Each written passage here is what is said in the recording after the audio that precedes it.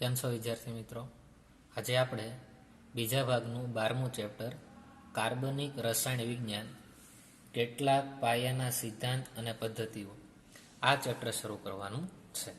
તો હવે આ જે ચેપ્ટર છે તે ઓર્ગેનિક કેમિસ્ટ્રીના ચેપ્ટર શરૂ થશે. આગળ જે ચેપ્ટર જોયા તે બધા ફિઝિકલ કેમિસ્ટ્રીના ચેપ્ટર હતા. હવે જે આવે છે બધા ઓર્ગેનિક કેમિસ્ટ્રીના ચેપ્ટર આપણે જોવાના છે. તો કાર્બનિક પદાર્થની આપણે પહેલાં વાત કરીએ, બરાબર. ચેપ્ટરનું નામ છે કાર્બનિક રસાયણ વિજ્ઞાન. તો જો ઘણા બધા પ્રકારના પદાર્થો આપણે જોઈ શકીએ. કાર્બનિક પ્રકારના હોય, અકાર્બનિક પદાર્થ હોય. તો કાર્બનિક પદાર્થોની શરૂઆત ક્યાંથી થઈ, ત્યાંથી આપણે શરૂઆત કરીએ. તો આપણા શરીરની અંદર ઘણા બધા કાર્બનિક પદાર્થો જોવા મળે.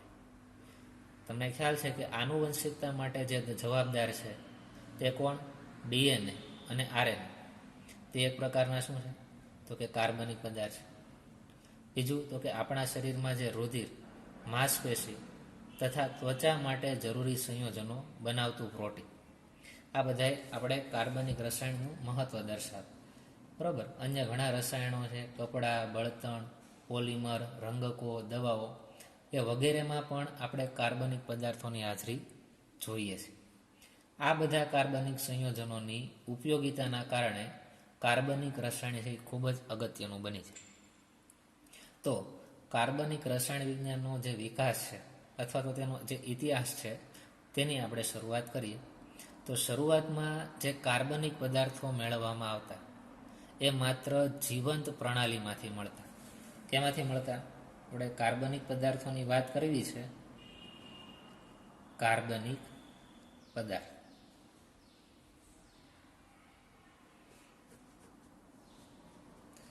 એ શરૂઆતમાં માત્ર જીવંત પ્રણાલીમાંથી મળતા.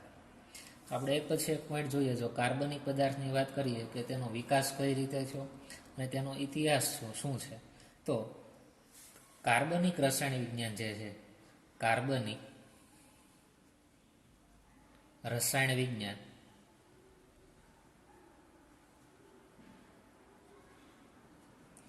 લગભગ 200 વર્ષ જૂનું છે. કે કાર્બનિક રસાયણ વિજ્ઞાનનો અભ્યાસ 200 વર્ષથી થાય છે, બરાબર. પહેલા કાર્બનિક પદાર્થો વિશેનો કઈ અભ્યાસ નહોતો. 200 વર્ષ જેવો સમય લાગ્યો છે કે તે સમય દરમિયાન આપણે કાર્બનિક પદાર્થનો અભ્યાસ કરીએ છીએ.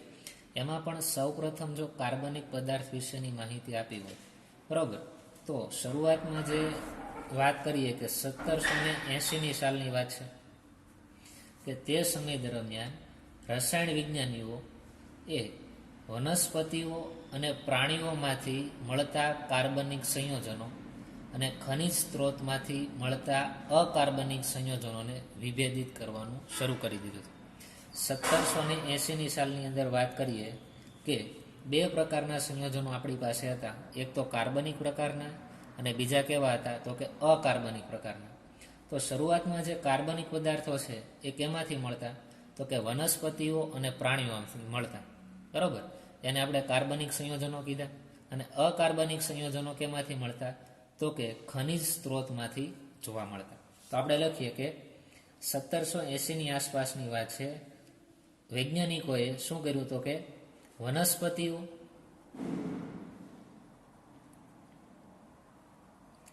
અને પ્રાણીઓમાંથી વનસ્પતિ અને પ્રાણીઓમાંથી મળતા કેવા પદાર્થ? કાર્બનિક સંયોજનો.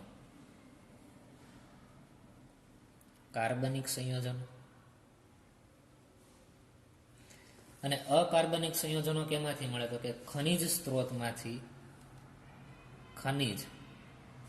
સ્ત્રોતમાંથી મળતા અકાર્બનિક સંયોજનો.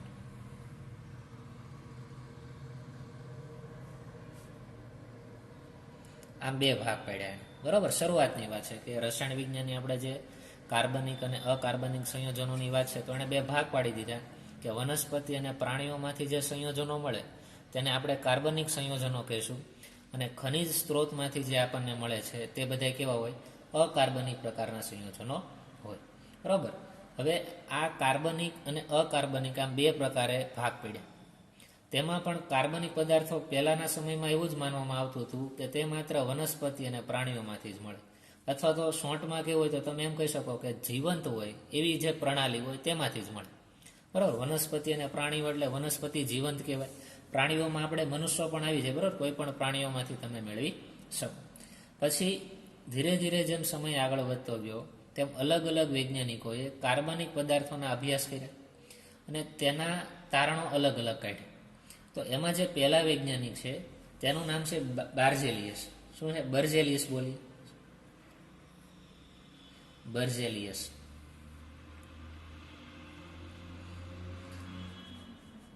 બર્જેલિયસ નામના વૈજ્ઞાનિકે અલગ સંશોધન કરી અને કંઈક અમુક બાબતો વિશેનો અભ્યાસ કર્યો અને કંઈક એવું કીધું કે કાર્બનિક સંયોજનોના નિર્માણ માટે કાર્બનિક સંયોજનોના નિર્માણ માટે કાર્બનિક સંયોજનોના નિર્માણ માટે શું? તો કે કાર્બનિક સંયોજનોના નિર્માણ માટે જૈવ શક્તિ જવાબદાર છે. કઈ શક્તિ જવાબદાર છે? જૈવ શક્તિ જવાબદાર છે. જૈવ શક્તિ એટલે શું? તો કે જીવંત પ્રણાલી જવાબદાર છે કે કોઈ પણ કાર્બનિક સંયોજનો તમારે મેળવવો હોય અથવા તો તેનું નિર્માણ કરવું હોય તો તેના માટે જૈવ શક્તિની જરૂરિયાત પડે. આ શરૂઆતની વાત છે. ક્યારે? તો કે બાર્જેલિયસે જે સિદ્ધાંત આપ્યો ત્યારની વાત છે. પણ ધીરે ધીરે જેમ સંશોધન આગળ વધતા ગયા તેમ તેમાં થોડોક ચેન્જ આવતો. શરૂઆતમાં વૈજ્ઞાનિકો શું કહેતા હતા કે કાર્બનિક પદાર્થો વનસ્પતિ અને પ્રાણીઓમાંથી મળે અને અકાર્બનિક પદાર્થો બધા ખનિજ સ્ત્રોતમાંથી મળે. પછી કોણ આવ્યા? બર્જેલિયસ. તો તેણે એવું કીધું કે કાર્બનિક સંયોજનોનું નિર્માણ કરવું હોય તો તેના માટે જૈવ શક્તિ એટલે કે જીવંત પ્રણાલી, એના સિવાય આપણને કાર્બનિક પદાર્થો મળતા નથી. પછી ધીરે ધીરે આગળ વધતા ગયા એમ અલગ અલગ વૈજ્ઞાનિકો સંશોધન આગળ કર્યા. પછી 1828ની વાત છે કે આ સમયગાળા દરમિયાન એક વૈજ્ઞાનિક છે એફ વોલર. તેણે શું કર્યું? તો કે લેબની અંદર કાર્બનિક પદાર્થ બનાવી નાખ્યો. બરાબર. જીવંત પ્રણાલીનો તેને કાંઈ ઉપયોગ કર્યો નથી, કે લેબની અંદર જ અકાર્બનિક પદાર્થનો ઉપયોગ કરી અને તેમાંથી તેણે કાર્બનિક પદાર્થનું રૂપાંતર કર્યું. તો એમ વોલરે શું કર્યું? તો કે 1828ની અંદર કાર્બનિક સંયોજન શું કર્યું? અને કાર્બનિક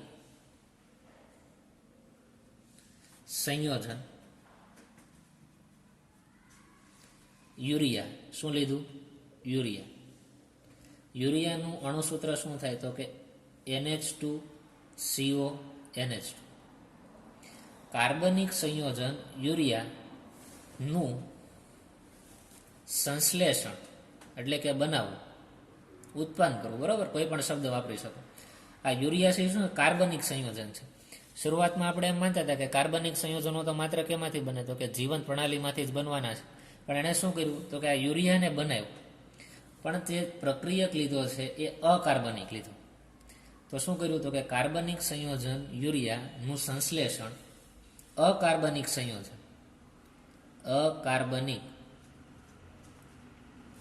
સંયોજન એમોનિયમ સાયનેટમાંથી કર્યું. એમોનિયમ સાયનેટમાંથી કર્યું.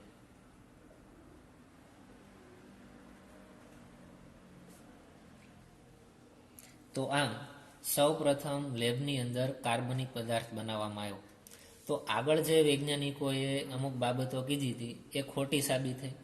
કેમ કે આગળ જે વૈજ્ઞાનિકોએ સાબિતી આપી તેમાં એમ કીધું કે કાર્બનિક સંયોજનો એ માત્ર જૈવ શક્તિ અથવા તો જીવંત પ્રણાલીમાંથી જ આપણે મેળવી શકીએ. જ્યારે વોલરે શું કર્યું? તો લેબની અંદર જ એણે કાર્બનિક પદાર્થ બનાવી નાખ્યો. તો આગળ જે આપણને કહેવામાં આવ્યું એ બધી બાબત કેવી પડી? તો કે ખોટી સાબિત થઈ. બરાબર. તો એના આધારે ખબર પડી કે તેથી જે જૈવ શક્તિની વાત છે કે જૈવ શક્તિ ધારણાનો અસ્વીકાર કરવામાં આવ્યો.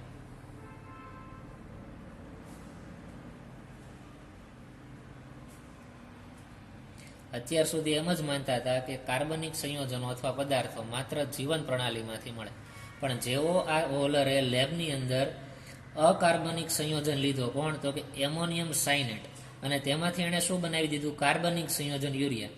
તો તેના આધારે એવું સાબિત થયું કે માત્ર જૈવશક્તિના આધારે જ કાર્બનિક પદાર્થો બને એવું કાંઈ જરૂરી નથી. અકાર્બનિક પદાર્થો લઈને પણ તેમાંથી કાર્બનિક સંયોજનો બનાવી શકાય છે.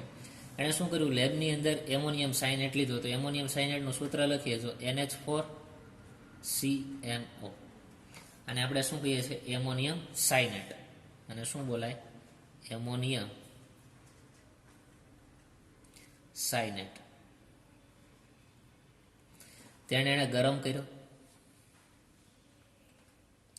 ગરમ કરતા એમોનિયમ સાયનેટનું રૂપાંતર યુરિયામાં થયું, NH2CONH2.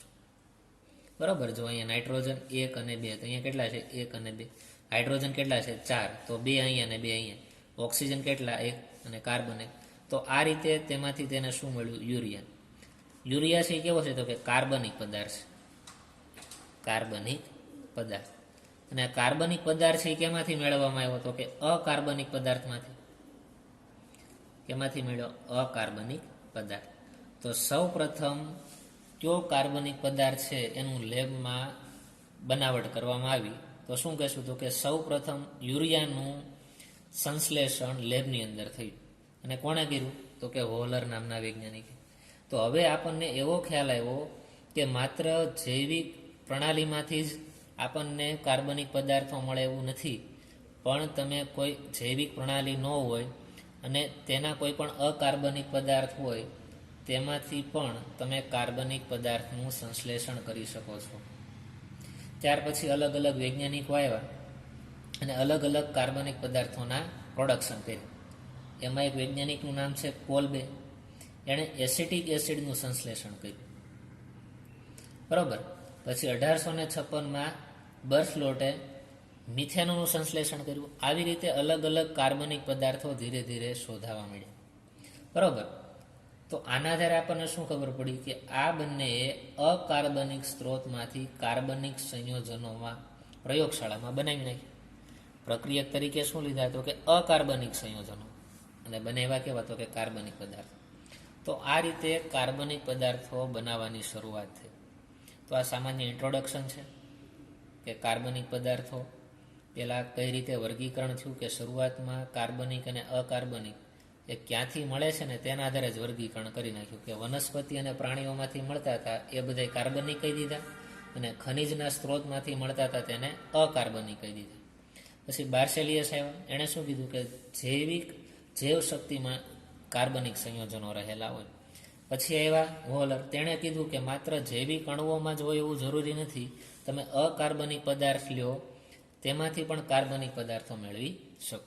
તો એટલું ક્લિયર થશે સામાન્ય ઇન્ટ્રોડક્શન કે કાર્બનિક પદાર્થો કઈ રીતે મળ્યા, તેનો ઇતિહાસ શું છે. આ એક પોઈન્ટ યાદ રાખો કે સૌ પ્રથમ જો કાર્બનિક પદાર્થ લેબમાં બન્યો હોય તો પેલો કોણ છે? તો કે યુરિયા છે.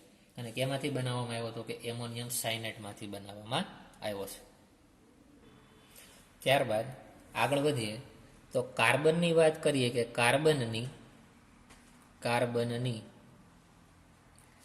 ચતુઃ સંયોજકતા.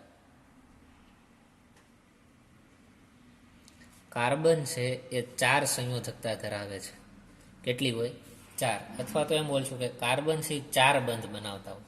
તમે આગળ ઘણા સ્ટ્રક્ચર જોયા હશે કે કાર્બન છે એ કેટલા બંધ બનાવતા હોય? 4 બંધ બનાવતા હોય. તે સમજીએ. જો કાર્બનની ચતુઃ સંયોજકતા કઈ રીતે સમજાય, તો કાર્બનનો પરમાણુ ક્રમાંક કેટલો છે? 6. તો કાર્બનની ઇલેક્ટ્રોન રચના આપણે લખીએ તો 1s2, 2s2, 2p કેટલા આવશે? 2, 2, 4 અને આ 2, 6 આવશે. આ રીતે એની ઇલેક્ટ્રોન રચના થાય. હવે બાહ્યતમ કક્ષા ઉપર આપણે ફોકસ કરીએ તો અહીંયા 1s2 છે એ શું છે? તો કે આ પહેલી કક્ષા છે અને તેની અંદર 1s2 કક્ષક આવેલી હોય.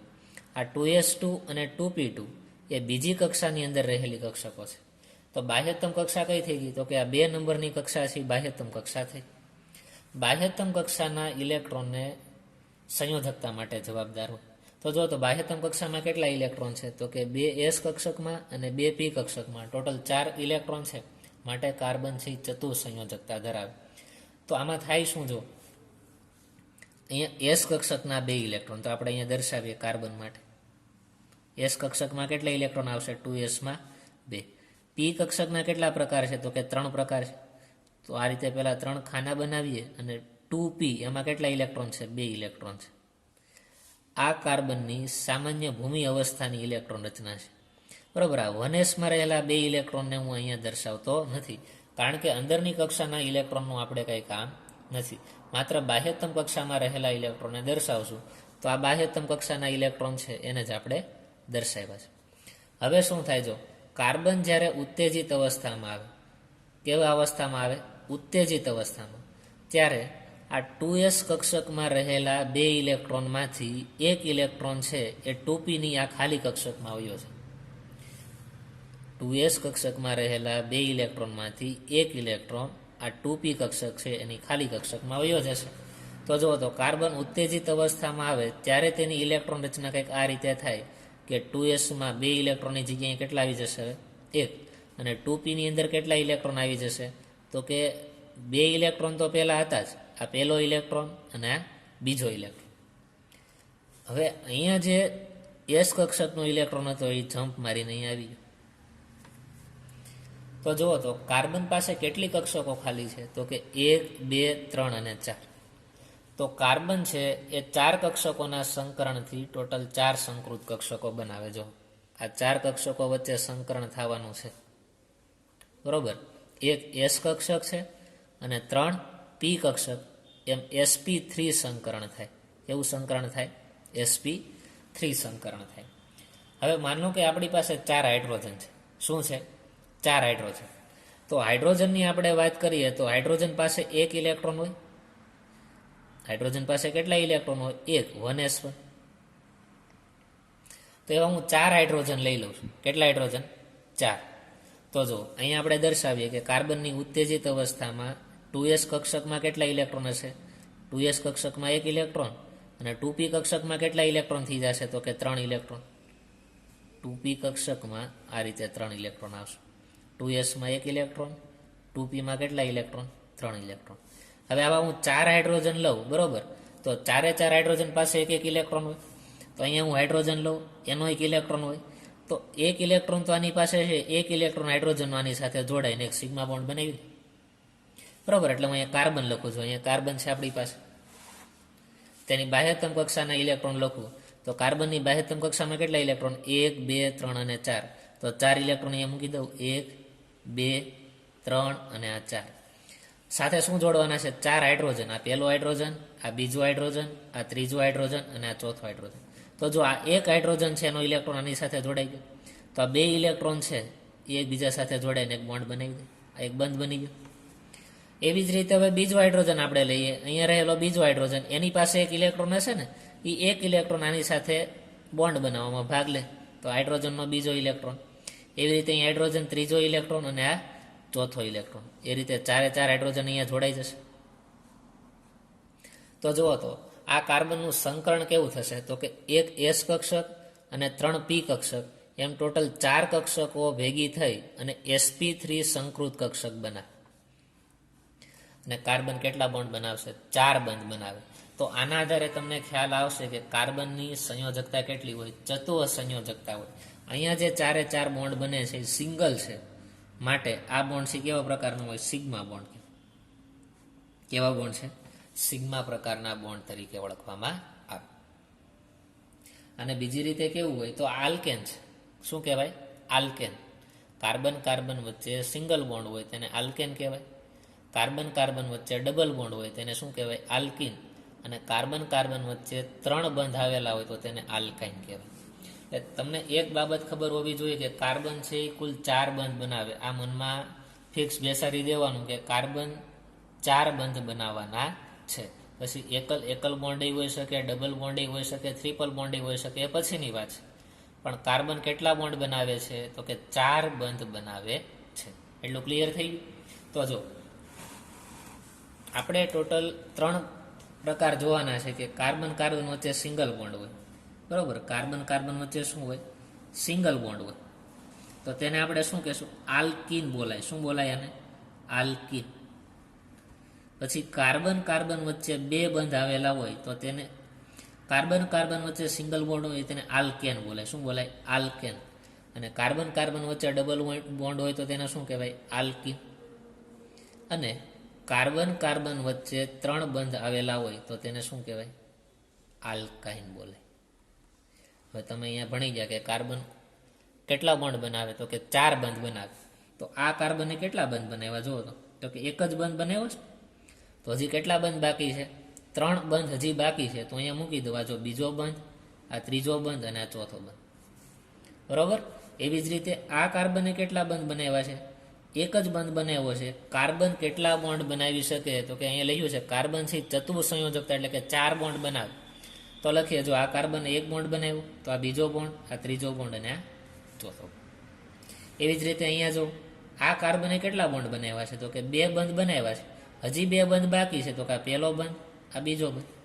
એવી જ રીતે આ કાર્બનની વાત કરીએ તો એને પણ 2 બંધ બનાવ્યા. 4 હોય તો બીજા જે બાકી હોય ને આ રીતે તમે દર્શાવી દો. હવે અહીંયા આ કાર્બને તો કે 1, 2 અને 3 બંધ બનાવ્યા. એક બંધ બાકી તો અહીંયા દર્શાવી દો. આ કાર્બને કેટલા બોન્ડ બનાવ્યા? 1, 2 અને 3. તો એક બોન્ડ બાકી તો અહીંયા દર્શાવી દો. તો આ શું થઈ ગયું? આલ્કેન, આલ્કીન અને આલ્કાઇન, બરાબર. હવે આ જે બોન્ડ છે તેની સાથે તમે હાઇડ્રોજન જોડી દો. શું જોડી શકો? હાઇડ્રોજન જોડી શકો ને. જો કાર્બન પાસે આ રીતે હાઇડ્રોજન તમે મૂકી શકો. તો અહીંયા તમે કેટલા હાઇડ્રોજન મૂકશો? જો એક હાઇડ્રોજન અહીંયા મુકાય, એક હાઇડ્રોજન અહીંયા મૂકી દો, એક હાઇડ્રોજન અહીંયા મૂકો.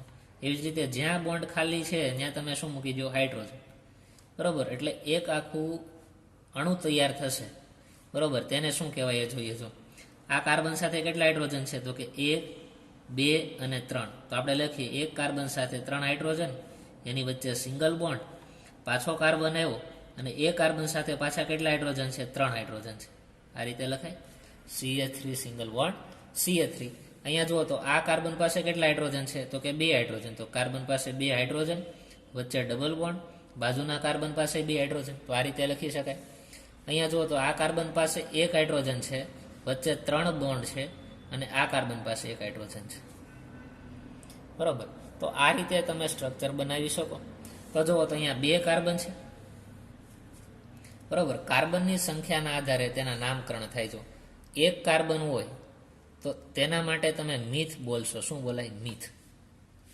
જો કાર્બનની સંખ્યા 2 હોય તો તેને તમે ઈથ તરીકે ઓળખશો. કાર્બનની સંખ્યા 3 હોય તો તેને કહેવાય પ્રોપ. એવી જ રીતે 4 કાર્બન હોય તો તેને કહેવાય બ્યુટ. અને 5 કાર્બન હોય તો તેને તમે શું કહેશો? પેન્ટ તરીકે ઓળખશો. તો જુઓ તો અહીંયા કેટલા કાર્બન છે? તો કે 2 કાર્બન છે. તો 2 કાર્બન માટે આપણે શું શબ્દ વાપરીએ? ઈથ. આલ્કેન છે. જો કાર્બન કાર્બન વચ્ચે સિંગલ બોન્ડ એને આલ્કેન કહેવાય. એટલે નામની પાછળ એન પ્રત્યય લાગે એટલે કે ઈથ પ્લસ એન, એટલે આનું નામ શું થઈ જાય? તો કે ઇથેન બોલાય. શું બોલાય આને? Ethane. CH3 single bond CH3 તેનું નામ શું થાય? ઇથેન થાય. હવે અહીંયા જો કાર્બન 2 કાર્બનની સંખ્યા છે એટલે આપણે શું લખશું? 2 કાર્બન એટલે ઈથ. અને કાર્બન કાર્બન વચ્ચે ડબલ બોન્ડ આવે એટલે શું કહેવાય? આલ્કીન. આલ્કીન હોય એટલે કે કાર્બન કાર્બન વચ્ચે ડબલ બોન્ડ દેખાય એટલે આલ્કીન છો. એટલે નામની પાછળ ઇન પ્રત્યય લાગે. શું લાગે? ઇન. જો આલ્કીન એટલે પાછળ શું લાગે? ઇન. તો આનું નામ શું થઈ જશે ભાઈ? તો કે આનું નામ થાય ઇથિન. શું બોલાય? ઇથિન. આને કહેવાય ઇથેન, આને કહેવાય ઇથિન. જ્યારે અહીંયા જુઓ તો 2 કાર્બન છે એટલે આપણે ઈથ લખશું, પ્લસ કાર્બન કાર્બન વચ્ચે 3 બોન્ડ હોય એટલે તેને આલ્કાઇન કહેવાય. તો આની પાછળ આવે આઈન, તો નામ થાય ઇથાઇન. શું બોલાય આને? ઇથાઇન. તો આ રીતે તમને નામ ખ્યાલ આવી જશે, બરોબર. કાર્બન કાર્બન વચ્ચે સિંગલ બોન્ડ હોય, ડબલ બોન્ડ હોય અથવા તો ટ્રિપલ બોન્ડ હોય, તેના આધારે તેના નામકરણ તમે કરી શકો, બરોબર. બીજું તમે શું કીધું? જો તો આ કાર્બનનું સંકરણ કેવું થાય? તો કે sp3 થાય. કેમ કે 4 સિગ્મા બંધ છે. કેવા બંધ છે? 4 સિગ્મા બંધ. એટલી બાબત તમને ક્લિયર હોવી જોઈએ. ત્યારબાદ આગળ વધીએ. કોઈ કાર્બનિક અણુ આપેલા હોય તો તેના આકાર અને તેમાં સંકરણ શું થાય તેના વિશેનો આપણે અભ્યાસ કરીએ. તો જો એક પછી એક આપણે જોઈએ કે તમને CH4 આપેલો છે. શું આપેલો છે? CH4. તો આનું આપણે આગળ નામ જોયું કે એક કાર્બન સાથે 4 હાઇડ્રોજન જોડાયેલા છે. આ આલ્કેન છે, બરાબર. શું છે? આલ્કેન. તો આનું આપણે બંધારણ જોઈએ તો કંઈક આ રીતે થાય કે કાર્બન સાથે 4 હાઇડ્રોજન જોડાયેલા છે. આ પહેલો હાઇડ્રોજન, આ બીજો હાઇડ્રોજન, આ ત્રીજો હાઇડ્રોજન ને આ ચોથો હાઇડ્રોજન. તો તેનું સંકરણ શું થાય એવો પ્રશ્ન પૂછે તો જેટલા સિગ્મા બોન્ડ હોય એટલી સંકૃત કક્ષકો હોય. તો આમાં જો 4 સિગ્મા બોન્ડ છે, 1, 2, 3 અને આ 4. તો જેટલા સિગ્મા બોન્ડ એટલા કક્ષકો સંકરણમાં ભાગ લે. માટે તેમાં એક S કક્ષક સંકરણમાં ભાગ લેશે અને 3 P કક્ષક સંકરણમાં ભાગ લેશે. એમ કુલ 4 કક્ષકો છે એ સંકરણમાં ભાગ લે. માટે મિથેનમાં રહેલા કાર્બનનું સંકરણ કેવું થઈ જાય? તો કે sp3. બીજું આના આકારની વાત કરીએ. જો મિથેનનો આકાર કેવો હોય તો કે સમચતુષ્ફલકીય પ્રકારનો આકાર કહેવાય. કેવો કહેવાય? સમચતુષ્ફલકીય આકાર છે, બરોબર. પછી ખૂણાની વાત કરીએ કે હાઇડ્રોજન, કાર્બન અને હાઇડ્રોજન, બરાબર, અથવા તો હાઇડ્રોજન, કાર્બન અને હાઇડ્રોજન એની વચ્ચેનો ખૂણો કેટલો હોય? ખૂણો કોની વચ્ચેનો? તો કે હાઇડ્રોજન, કાર્બન અને હાઇડ્રોજન એની વચ્ચેનો ખૂણો છે 109.28 ડિગ્રી થાય, બરાબર. આ જો મિથેનનું સ્ટ્રક્ચર તમે આ રીતે બનાવો છો, પણ રિયલમાં જ્યારે તેનો આકાર જુઓ ત્યારે આ રીતે હોય કે કાર્બનના સેન્ટર એટમ અહીંયા હોય, તેની સાથે એક હાઇડ્રોજન ઉપરની સાઈડ જોડાયેલો હોય અને 3 હાઇડ્રોજન આ રીતે જોડાયેલા હોય. પહેલો હાઇડ્રોજન, બીજો હાઇડ્રોજન અને ત્રીજો. અને આ રીતે કંઈક એનું સમચતુષ્ફલકીય પ્રકારનું બંધારણ જોવા મળે, બરાબર. 4 જેની ફલક હોય તેને આપણે શું કહીએ છીએ? સમચતુષ્ફલકીય પ્રકારનું બંધારણ. તેમાં હાઇડ્રોજન, કાર્બન અને હાઇડ્રોજન આની વચ્ચેનો જે ખૂણો છે એ કેટલો તમને જોવા મળશે? તો કે 109.28 ડિગ્રી જોવા મળશે, બરાબર. અને બીજું આમાં જોવા જઈએ કે S કક્ષક છે એનું પ્રમાણ કેટલું હોય? S કક્ષકનું પ્રમાણ કેટલું? જો ટોટલ sp3, ટોટલ 4 કક્ષકો સંકરણમાં ભાગ લે છે ને, sp3 એટલે કે કુલ 4 કક્ષકો સંકરણમાં ભાગ લે તો એમાં S કેટલા ટકા હોય? તો કે ટોટલ કેટલી કક્ષકો છે? 4 કક્ષકો છે. તો કે 100 ના તમે 4 ભાગ પાડી લો. તમે 100 ના 4 ભાગ પાડશો, જો 100 ના 4 ભાગ પાડો એટલે શું આવે? 25 આવે. તો કે બધી જ કક્ષકો 25% પ્રમાણમાં હોય. તો S કક્ષકનું પ્રમાણ કેટલું હશે? તો કે S કક્ષક હશે એ 25% હશે. P કક્ષક પણ કેટલા ટકા છે? 25% જ હોય, પણ P કક્ષકોની સંખ્યા 3 છે. તો 25%, 25%, 25% એવા 3 વાર થાય એટલે P કક્ષકોનું પ્રમાણ અહીંયા કેટલું થાય? તો કે 75%, બરોબર. તો આ મિથેનની વાત થઈ. બીજું એક એક્ઝામ્પલ આપણે લઈએ, ઇથેન. શું લઈએ? Ethane. CH3 single bond CH3. આ રીતે આપણે લખ્યો હતો ને આગળ, આને આપણે શું બોલીએ છીએ? ઇથેન કહીએ છીએ. તો જો ઇથેનની વાત કરીએ તો આમાં સંકરણ કેવું થશે? આમાં રહેલા કાર્બનનું સંકરણ કેવું થાય?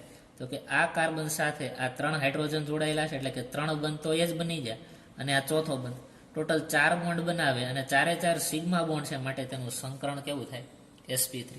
એવી જ રીતે આ કાર્બનનું સંકરણ શું થાય? તો કે આ કાર્બન છે 3 હાઇડ્રોજન સાથે જોડાયેલા છે એટલે કે 3 સિગ્મા બોન્ડ અને આ ચોથો સિગ્મા બોન્ડ, એટલે આ કાર્બનનું સંકરણ એ કેવું થશે? sp3 પ્રકારનું થશે. આકાર સેમાના જેવો જ રહેશે. કેવો હશે? સમચતુષ્ફલકીય પ્રકારનો આકાર હશે. ખૂણો કેટલાનો બનશે? તો કે 109.28 અને S કક્ષક કેટલા ટકા પ્રમાણમાં હશે? 25% પ્રમાણમાં હશે. તો આ આપણે જે વાત કરીને એ આલ્કેન સંયોજનોની વાત કરી. કેવા સંયોજનો? આલ્કેન. તો નામ ઉપરથી જ ખબર પડે છે આ મિથેન છે એટલે કે આલ્કેન. નામની પાછળ એન પ્રત્યય લાગ્યું ને એટલે આલ્કેન કહેવાય, ઇથેન, બરોબર. હવે આપણે વાત કરીએ બીજી આલ્કીનની. આલ્કીન એટલે શું? કે કાર્બન કાર્બન વચ્ચે દ્વિબંધ આવેલા હોય તેને આપણે શું બોલીએ છીએ? આલ્કીન તરીકે ઓળખીએ છીએ. હવે કાર્બન કુલ 4 બંધ બનાવે, એમાંથી આ કાર્બન છે એનો પહેલો બંધ અને આ બીજો બંધ. હજી 2 બંધ બાકી, તો આ ત્રીજો બંધ અને આ કેટલો થઈ ગયો? ચોથો બંધ. અહીંયા દર્શાવી દઈએ. આ કાર્બન છે ટોટલ 4 બોન્ડ બનાવે, આ પહેલો બંધ, બીજો બંધ, આ ત્રીજો બંધ ને ચોથો બંધ. હવે અહીંયા હું હાઇડ્રોજનને જોડી દઉં છું. પહેલો હાઇડ્રોજન, આ બીજો, આ ત્રીજો ને આ ચોથો. તો જુઓ તો આનું નામ શું થશે? 2 કાર્બન છે એટલે કે ઇથ લખાય, અને પાછળ શું લાગશે? ઇન, માટે આને આપણે શું કહીશું? ઇથિન બોલશું. શું બોલાય? ઇથિન.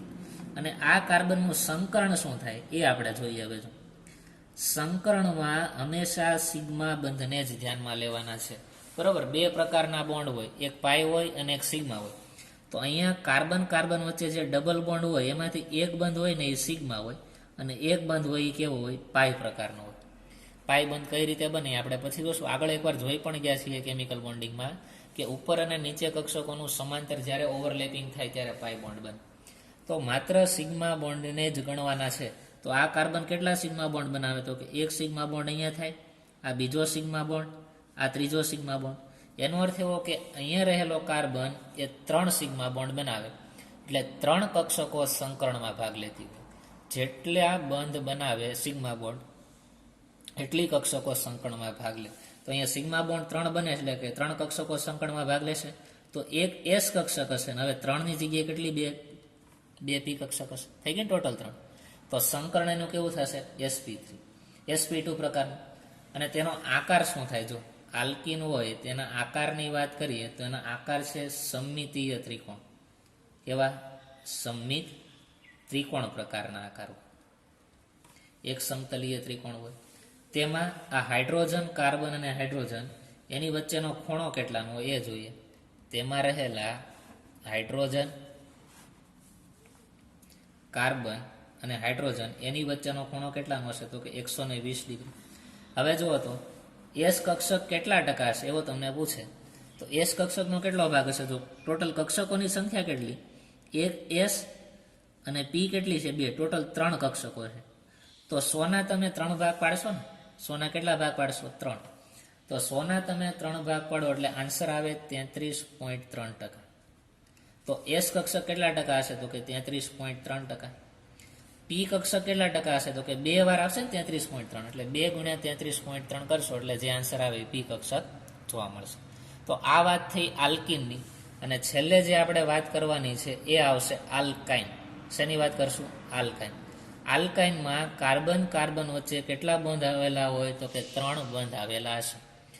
એક કાર્બન કેટલા બંધ બનાવે? તો આપણને ખબર છે કાર્બનથી 4 બંધ બનાવે, આમાંથી 3 બંધ અહીંયા બની ગયા છે, એક ચોથો બંધ અહીંયા હું લખી નાખું.